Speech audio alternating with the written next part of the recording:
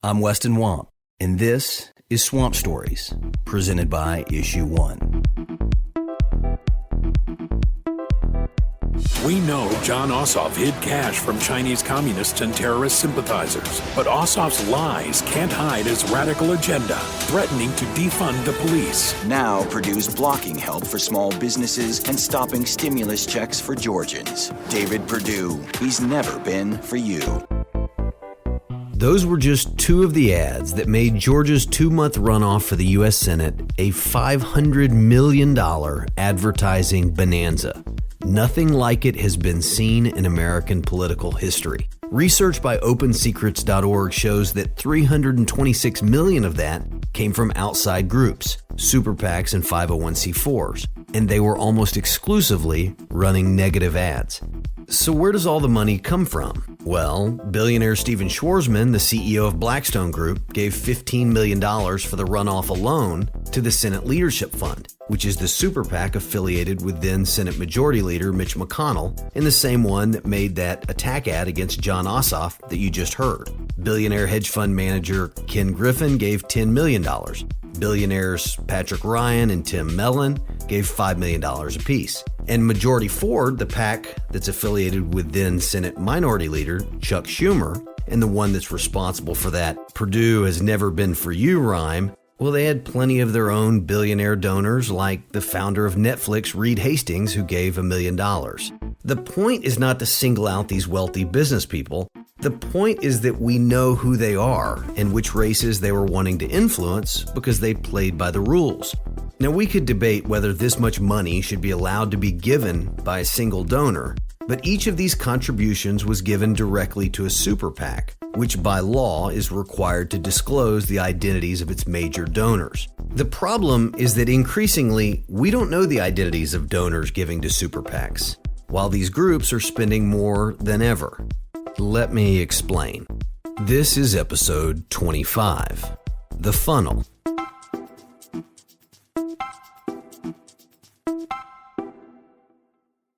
You have 501c4 dark money groups that just give to closely aligned groups that then spend. In many cases, these groups may even share staff, share resources, even share office space with these closely tied super PACs that they're giving money to. And it's basically just adding an extra step. And because the donor is giving to the dark money group that is then giving to the super PAC that is then spending rather than the donor giving directly to the super PAC, the donor's identity is not disclosed. As Anna Masoglia of OpenSecrets.org explains, the once rare practice of funneling dark money became a go-to strategy at the highest levels of government on both sides of the aisle. In the 2020 cycle, both the Senate Majority Leader and the Senate Minority Leader had affiliated super PACs as well as 501c4s.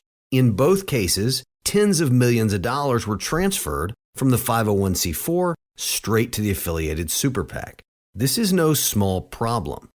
In the jargon of campaign law, the quote, primary purpose of a 501c4 nonprofit is not to be electioneering. It's deep in these weeds that dark money thrives. Section 501 of IRS code really isn't all that interesting to most people.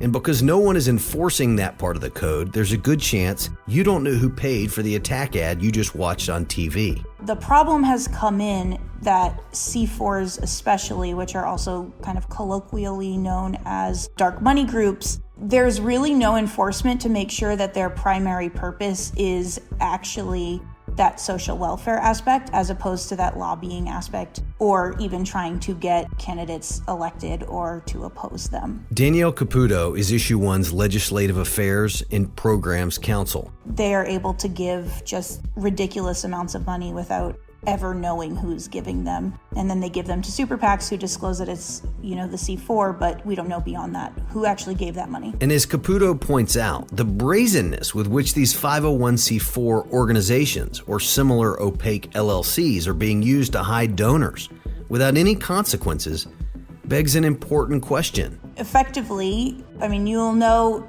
if an individual has donated to a super PAC, but what incentive is there for a wealthy individual who can give unlimited sums of money to a super PAC to do so directly in their own name when they could just as easily go and set up an LLC or have a C4 that in some states, if you're setting up an LLC, you don't even have to give your name. So you would just have literally no record, no ability to know who is giving that money. There's really no incentive, right, for anyone to know. So yeah, the super PACs are going to say this LLC and this 501c4 gave, but we don't actually know who's the person behind that veil. Former Republican Congressman Denver Riggleman echoes Caputo's concerns that it's easier than ever for a donor to effectively hide their identity. You have all these individuals starting 501c4s to suck money in, but it does allow anonymity on a level that makes people very comfortable in a bad way that they can funnel those monies anywhere they need to go. I reached out to Riggleman for a different perspective. He's made quite a name for himself, calling him like he sees him in his first few months out of office.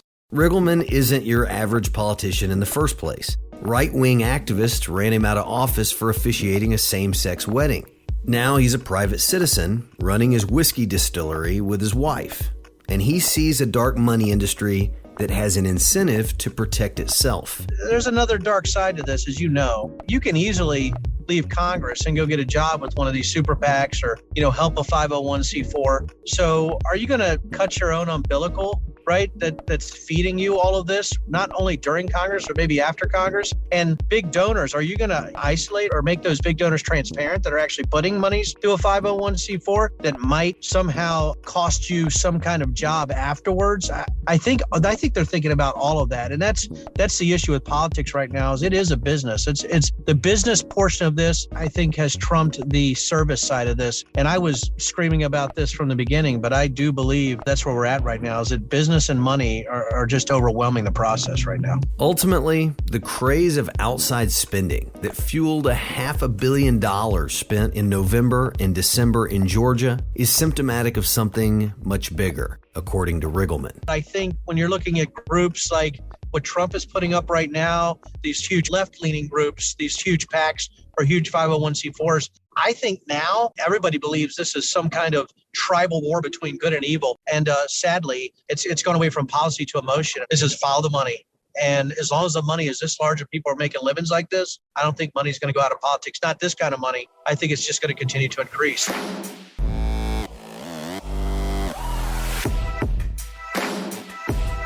We'll be right back. All right, let's get back to it. So assume Riggleman is right, and the sums of money in campaigns isn't going anywhere but up.